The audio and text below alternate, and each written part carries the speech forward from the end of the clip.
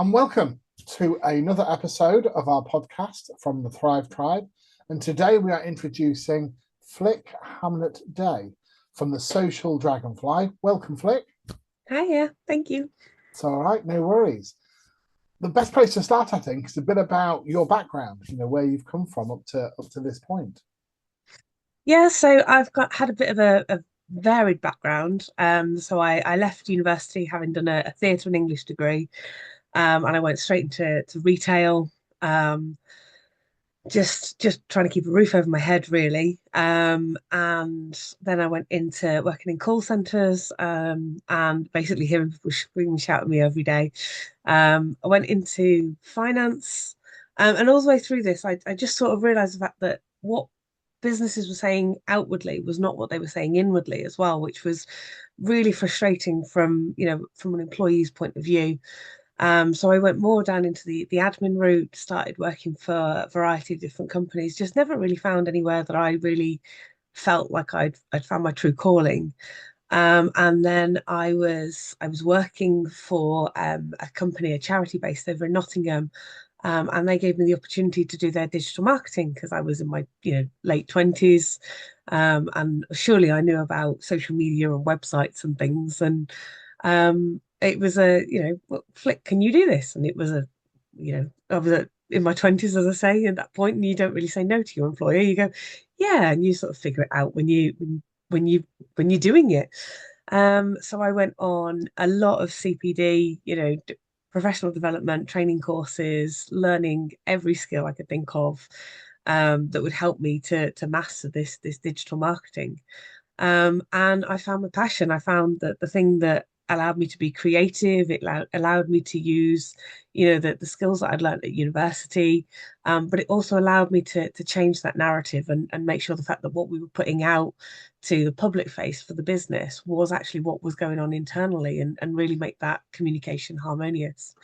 I got headhunted after that by a social media agency.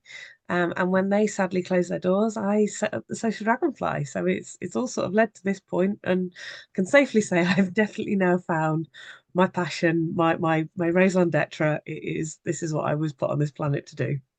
Do you know what a great story? And I love the fact that you were kind of shoehorned into it originally in terms of your employer asking. And as you say, when we're young, we do literally, if the employer says jump, you say how high, and I say, but look at what it's led to. It's an amazing that you took that opportunity and you ran with it.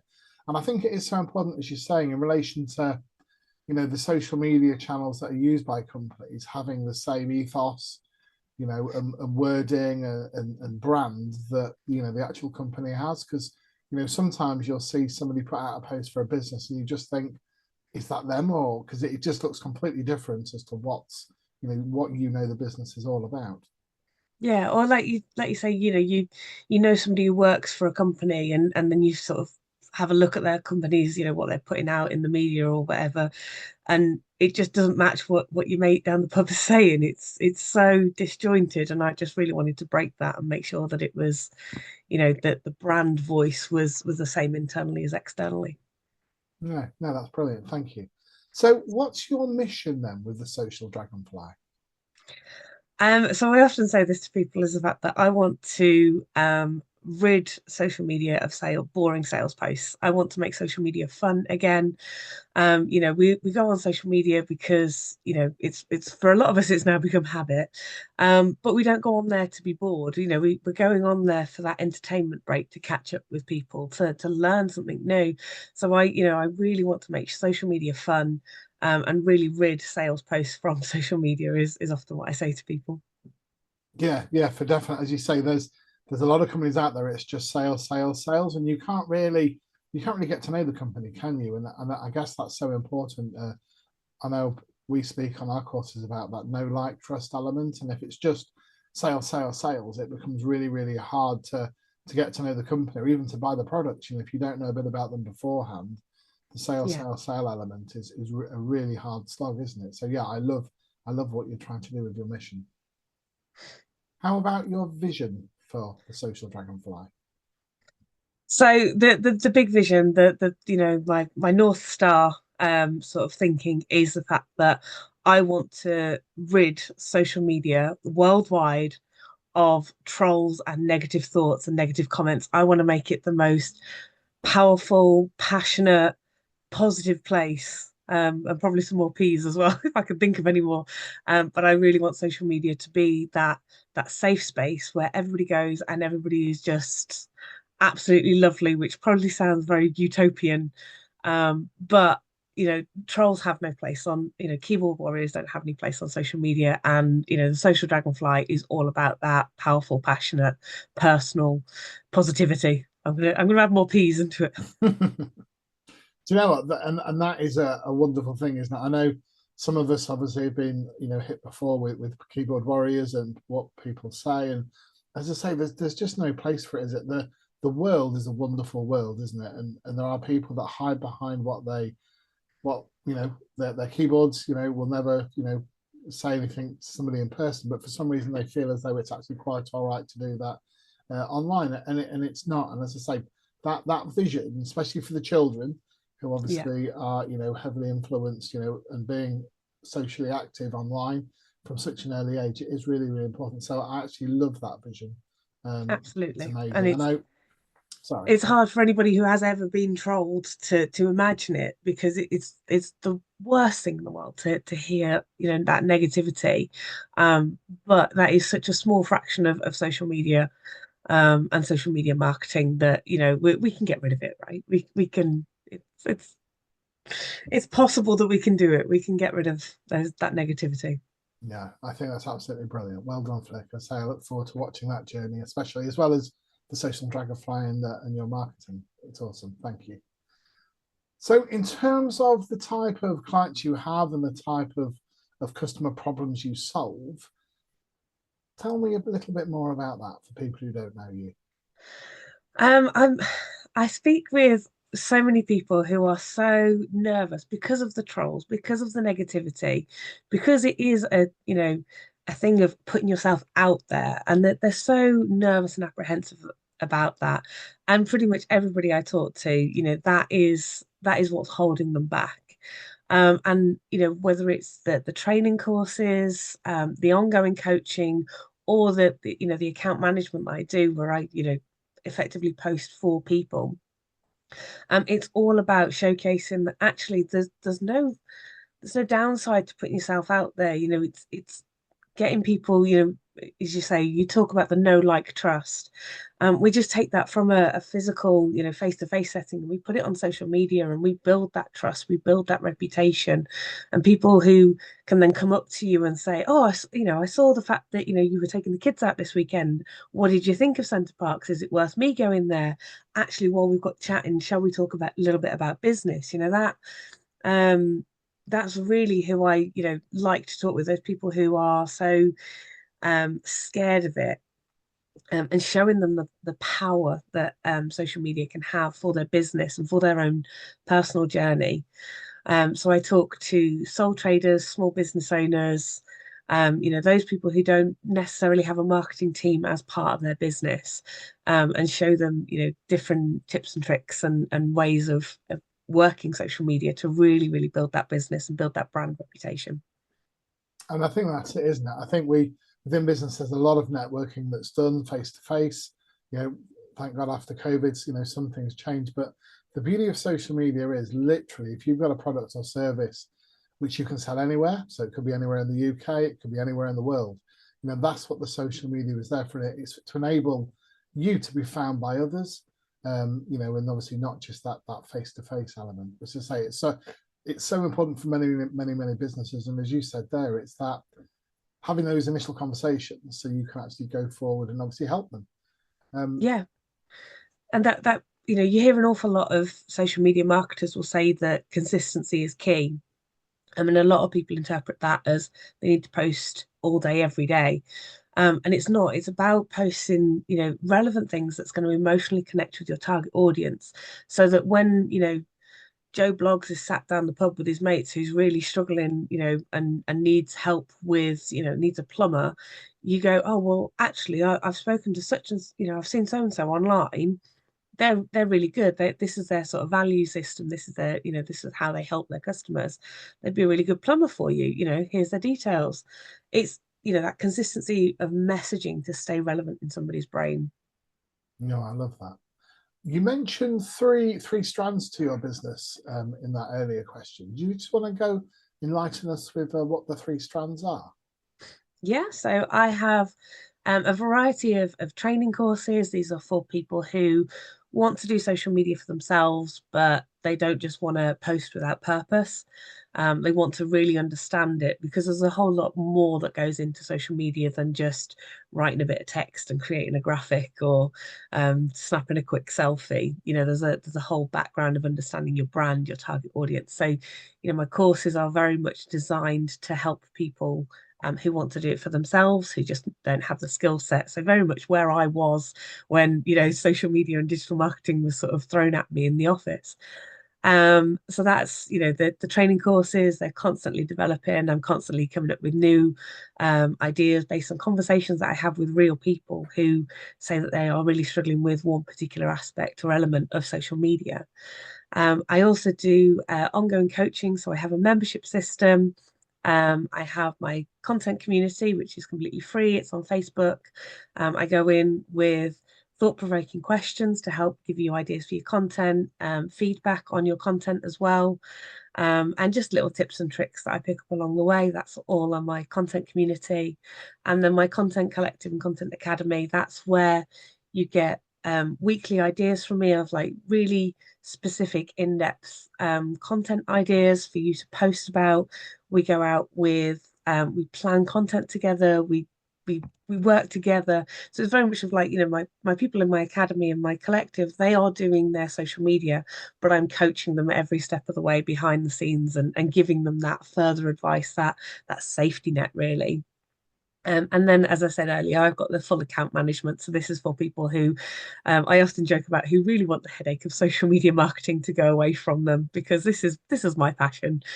People go into business for a variety of different reasons, and 9 times out of 10, it's not something they can spend all day figuring out how to put a post out on social media. So this is where people, they ask me, they employ me to do their social media marketing for them. I do all the research, whether that's their keywords, their SEO research, their hashtags, write the copy for them, create the graphics, really have a look at that branding, and make sure that brand message is going out to the wider audiences and the platforms that are right for their target market. So it's not about posting everywhere and not really targeting anything. It's about really specifically thinking about which platforms are going to be right for that client and where their target market is sitting and talking to their target market directly. Yeah, I love that. Obviously, with the Thrive Tribe and the coaching that we do, I'm very much an advocate for using social media to your advantage. But as you say, it's not just about posting, 10 times a day with bits that are relevant. It's about knowing the person that you're aiming for or people that you're aiming for, and then honing down to that kind of level. And I know from speaking to you in the past and doing research for the podcast, you have got a great ability to be able to look at somebody's website and then create content, obviously with them for their brand, but you keep totally on brand and really get that message across. And I say it's a fantastic service from what I've heard people say. Yeah, thank you. That's all right. So in terms of the social Dragonfly, what makes you different from other social media marketing services? And how do you ensure, like I was just saying, that your clients stand out? So I often say the fact that, I am my biggest USP, my unique selling point. No other company has me working for them. My brain is my powerhouse. I most likely undiagnosed ADHD. So my brain is going 10 to the dozen when I'm having a conversation with somebody and I'm seeing, how they talk, the language that they use, the brand that they give across.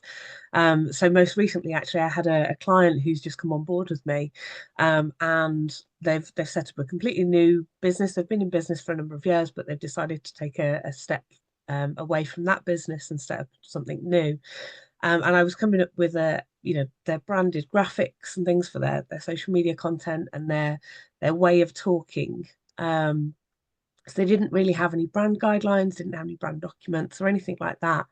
And we, when we came back together and sort of discussed what I created for them, before it went live, before it goes out into the public domain, and they sat there and they just looked at it and went, "That is so me. You have captured me perfectly," and just put, the graphics, the voice, the way I talk.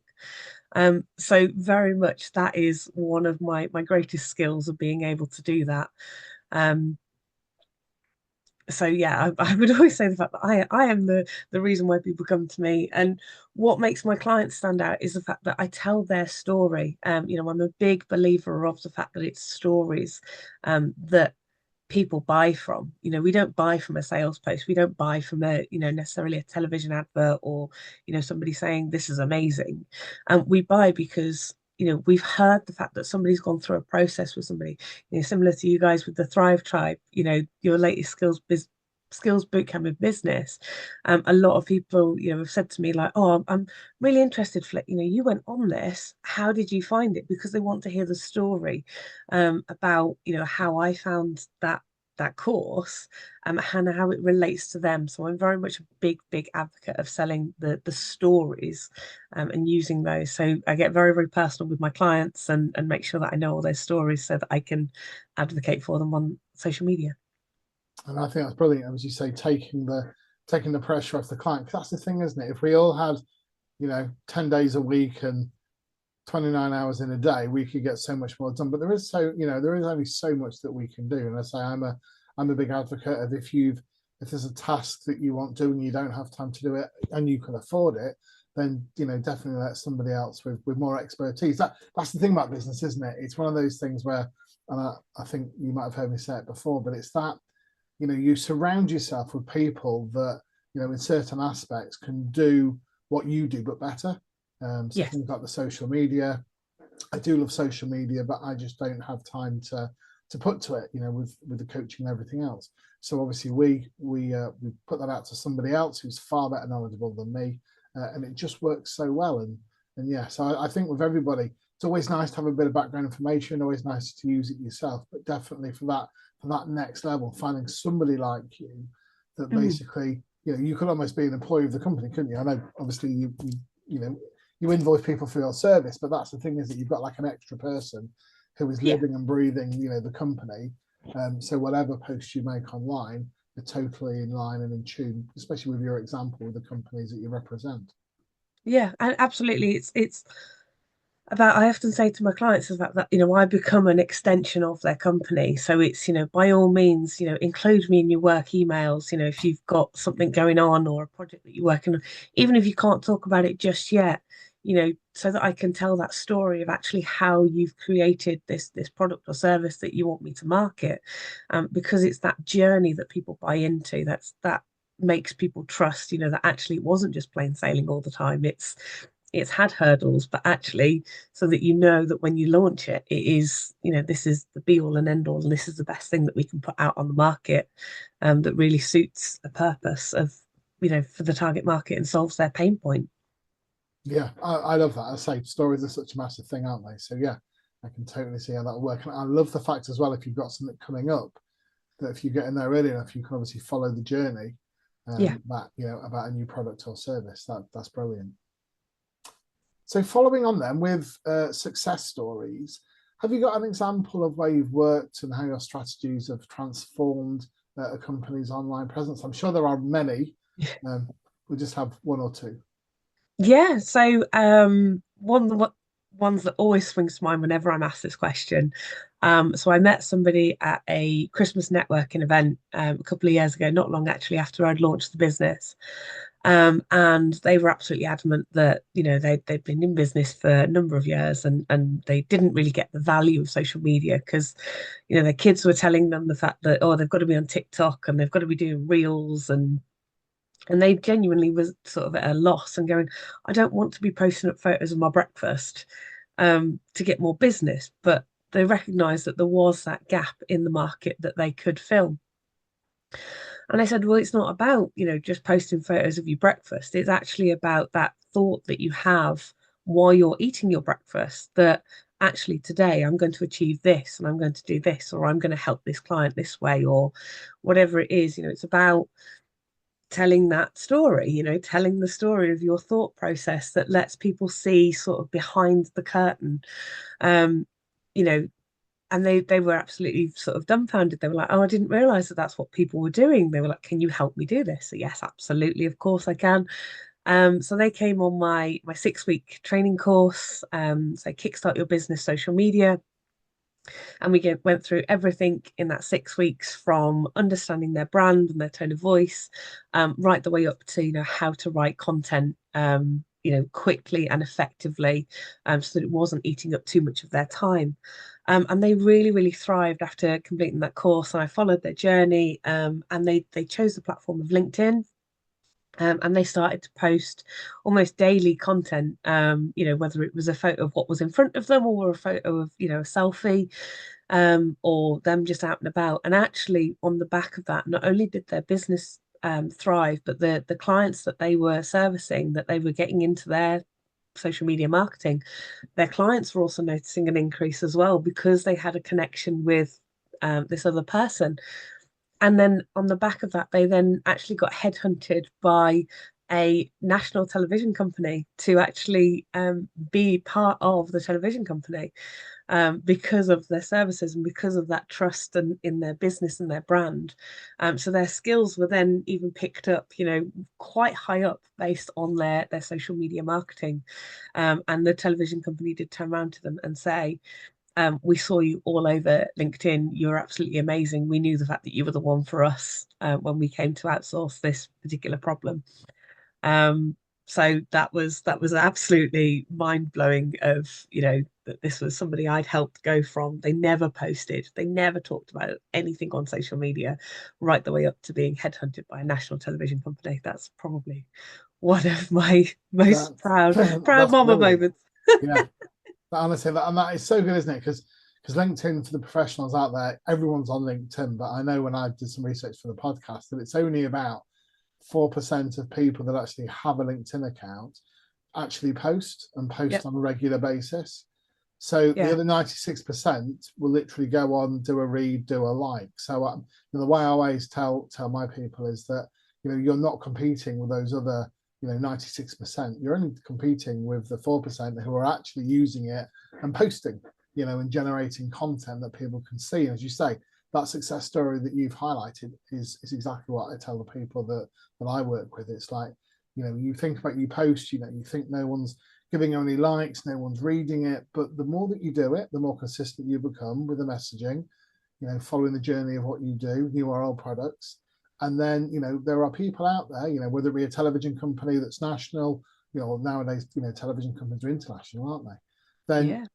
you just never know who's going to see it. You never know who's going to start to follow you, and you never know what business is going to come from And never discount the lurkers. Never discount the lurkers. it. Yeah. Um, I've had it, similar with my business, in the fact that, I've gone to a big business event, um, sort of expo thing, and I've walked in and people have gone like, "Hello, Flick, how are you?" And I'm going sort of dumbfounded, and going, "Yeah, I'm great, thanks," and not really knowing who they are, and then I've actually, sort of managed to scurry away into a corner after the conversation's ended.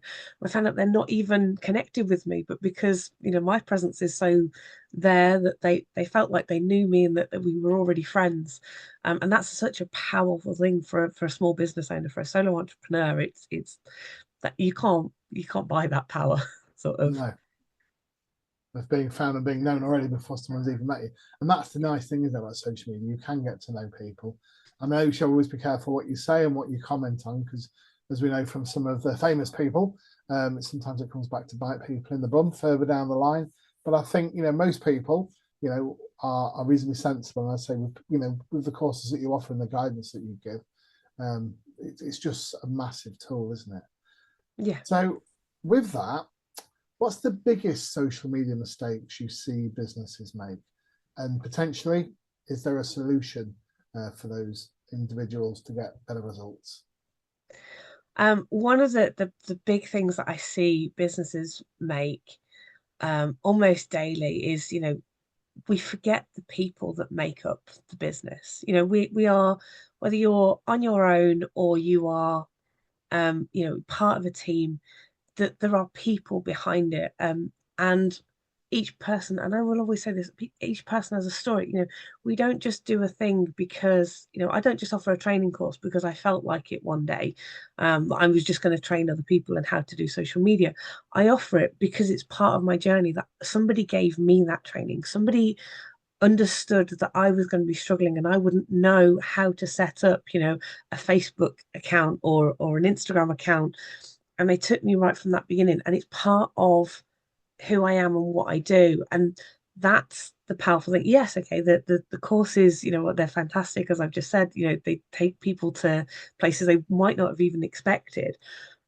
But actually the reason behind it is that journey. It is that story, and I see an awful lot of businesses, they post about the features, and they've posted about, the nuts and bolts of what it is that they do, but they forget that the journey and the benefits and the outcomes and the emotion. We take the emotion out of things in business. We quite like it to be very formal, and this is what we do, and this is why we, this is how we do it, this is why we do it. And it becomes very rigid, but actually there's an emotion behind that. You saw somebody suffering or struggling or something, even, go back to the example of a plumber. You saw somebody who got a blocked toilet and you thought, I'd never want to have to experience that again. I'm going to become a plumber. So that whatever it is, we forget the emotion behind our business decisions, and we try and make it very, very formal. But actually, it's very person centric. It's very people centric, and we need to have that emotion back and that story. Brilliant. And like I say as well, it's like with the courses that you offer and the support that you give, I suppose that the same with the services life, anyone can find a solution online, but what happens is when they come to somebody like yourself, it's that formulation that you get it. You don't just get like a 5 minute tip here, 5 minute tip there. It's a strategy, isn't it? Which is, I think, the word as I was looking for. It's that fact of, yes, you can learn it all online.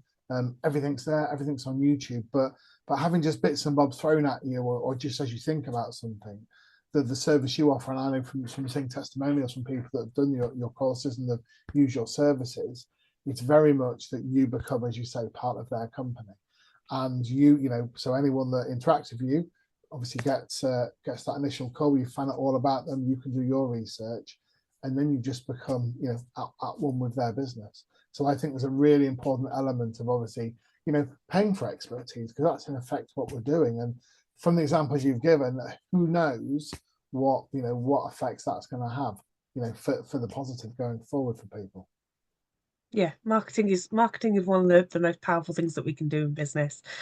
Marketing the right way, and with the right strategies in place is, uh, it's fundamental, but we forget it because we get so caught up in the day to day of running our business, and we go, oh, I'll just throw a post out there and hope. And it's not about posting and hoping, or posting and ghosting. That's another one that I see an awful lot of businesses doing. It's about building that connection, that reputation. We've moved away from the cold calls now, or the knocking on doors. A lot of people, you know, we're wise to that now. We want to feel that emotional connection. We want to feel that people centric strategy, that people, we want to feel like we're understood, even if you go for something like an energy company and you phone them up, which is one of the call center jobs that and I always made a point of trying to make the person on the other side end of the phone line realize that this is just one person talking to another person. Yes, I might be a representative of a large energy company, or you know whatever you're doing, you might be representative of that company, but you're still a human being at the end of it. You're still a person talking to another person, and bringing that back into everything that I do is just, it's so paramount. It's so tantamount to what I do. And as you say, it's your passion, and you can see that really comes over well in the podcast. So thank you very much for sharing. And just as a quick recap, in terms of how you've come about to where you are, that journey story that you said, it's quite amazing, really, to think of you were pigeonholed into being asked to do something like by a boss. You did it really well. Then you got headhunted. then you started off your own thing. The mission and the vision, really, really powerful. I'd say that vision piece that we spoke about, that would be government changes, wouldn't it? But I do believe, we've been pushing and getting the right thing. I think anyone can achieve anything at all, and it would just help, those social interactions that don't go so well. For some people, I just think that would stop all of that, because it should be a joyous place. We all love using social media. So many platforms, isn't there, nowadays? And as you correctly said, there will be one, two, maybe three that your business should look at. So you don't try and don't try a scattergun approach where you're just trying to hit all 15 of them. Yeah. It's literally, isn't it? It's just the ones where your ideal clients are using Yeah. those social media platforms. Absolutely. It's we're in business to do business, not spend all day on social media. I mean, I'm in business to spend all day on social media, but um, yeah, I see far too many people who go, well, I've tried X and Pinterest and TikTok and Twitter, all the rest of them, and it's like, okay, so but where were your target market? And they're like, oh no, well, just somebody told me to do all of these. It's like, Yeah. let's make it targeted, let's make it effective, let's make it work for you. Yeah. And there's also a thing as well, isn't it? Results don't happen overnight. So I know we do a lot of face-to-face networking. I've seen you at several networking events around where we are in Lincolnshire.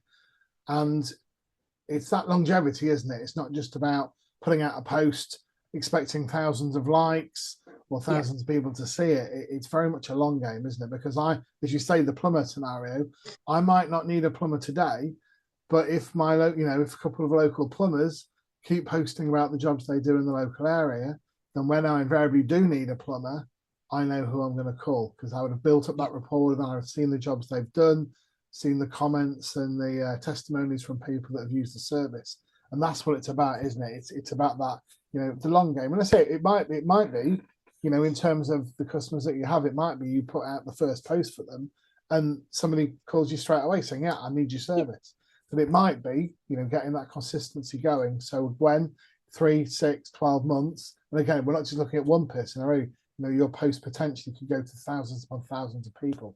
And when they all need your service, they'll know that know, like, trust element. And that's where they'll come for the businesses that you support and offer your services to. Yeah, I mean, the classic example is the fact that I follow somebody on both TikTok and Instagram, who cleans swimming pools in the UK, because they get like loads of leaves and debris, and they some of them are really a foul looking swimming pool at the start of his videos, and then at the end of them they look these pristine things. Now, I'll be honest, I don't have a swimming pool, and I don't think I probably ever will have a swimming pool. But if somebody I knew had a swimming pool and it had got been left, or they moved house, and I know who I'd be recommending, saying go to this person, because I've watched every single one of his transformative videos of this is what he does. This is, and I may never be asked that question, um, but it's stored in my brain because he's built that know like trust by his consistent messaging of this is what he does, this is how he does it, this is the transformation that he takes that pool through. Even that is a journey and a story in itself. So yes, it's not an overnight process. It's not you put out one post and people will snap your arm off, and you'll be viral by next week. It's about connecting with and building that rapport with your target market, so that when they need your services, or they realize that they need your services, you are the first person they think of. As you say, we go to many, many networking events together, Mark, and some people have gone into a room, and I've heard this at one of the presentations with that, and somebody said, well, if I said social media, who do you think of? And the entire room just chorused Flick. Now, I think I had possibly one person in that room that had previously bought a service from me. Um, all the rest of them, they were part of my network, they were business connections, but they all chorused back the fact that they thought of me and the social dragonfly, and that's that's powerful for my business. That's powerful for my brand reputation, my business reputation. Because when somebody then says, I need help with my social media, I'm clearly the first person that comes to mind for a lot of people. Brilliant. I love that. My final question, for people wanting to set up their own business, obviously you've done it very successfully. what advice do you have for them? Do it is this short one. I will give the same advice to anybody who's debating it, whether they think it's not for them. So if they're still in that indecisive part, I will give the same bit of advice that my dad gave me when I was going to set up the Social Dragonfly. So a little bit more into that story is that so I was going to be made redundant when the company that I was working for was closing its doors. And it was my old boss who actually suggested, have you thought about going self-employed? And very scarily, I was like, absolutely not. That's so scary. Like I can't be an entrepreneur. I don't know what I'm doing, kind of thing. Well, I phoned up my dad. My dad has been self-employed since the 1998 credit crunch, where he was made redundant. And he's a kitchen fitter by trade. And I phoned him up and I said, Dad, I need your help. This is the situation I'm in. This is the prospect that I have of going self-employed. What is your advice? And he said, very simply, he said, can you do it? And I went, well, I don't know if I can be a. And he went, no, no, no, no, no. He said, can you do the thing that you are going to sell? Can you do social media marketing? Can you do that? Can you wake up every morning and know in your heart of hearts that you can do this, that you know what you're doing when it comes to talking about social media marketing inside and out, and you can do the job? And I said, well, yes. And he went, that's the only difference between somebody who's self-employed and somebody who's employed. If you are self-employed, you can wake up every morning and say, I can do this. If you're employed, you need somebody else to say, you can do this. And that has stayed with me every time I've come across a hurdle in my business where I've gone, I don't know how to do something. He said, you can learn how to do all the other stuff. You can learn how to run a business. You can get a business coach. You can get an accountant. You can get, all this influence. He was like, but at the end of the day, you have to be able to do the job and wake up every morning knowing in your heart of hearts that you can do it. And he's absolutely right. It's been the most valuable piece of advice I think that he's, ever given me. And days where it's tough and days where it's difficult, it's right, can I do that? Can I actually do what I say I can do and write those stories for those people? Can I market their business for them on their behalf? Yes, I can. Okay, the thing that I'm struggling with, I can learn that. I can ask for help with that because the business community will help. Um, so that's I'm going to share that one a little bit further than just my dad to me. That is absolutely brilliant, isn't it? And then so that's yeah, that is very true. And as you say, any bits of knowledge you are missing, can be learned. We can learn at any age at all. But that advice from your dad is absolutely fantastic. So thank you very much. So thank you. That's drawn our podcast to a close. So join us again for our next podcast introduces. So today we've introduced Flick Hamnett Day from the Social Dragonfly. Social media links will be below this video. And Flick, thank you so much for joining us. I've really, really enjoyed it. Thank you very much, Matt. All right. Take care. Cheers.